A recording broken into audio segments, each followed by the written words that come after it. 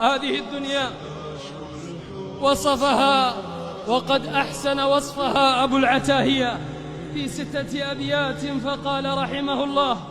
نأتي إلى الدنيا ونحن سواسية، طفل الملوك هناك طفل الحاشية،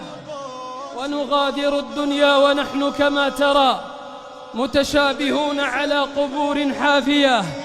أعمالنا تعلي وتخفض شأننا، وحسابنا بالحق يوم الغاشية، حور وأنهار قصور عالية، وجهنم تصلى ونار حامية، فاختر لنفسك ما تحب وتبتغي ما دام يومك والليالي باقية، غدا مصيرك لا تراجع بعده، إما جنان الخلد وإما الهاوية. البدار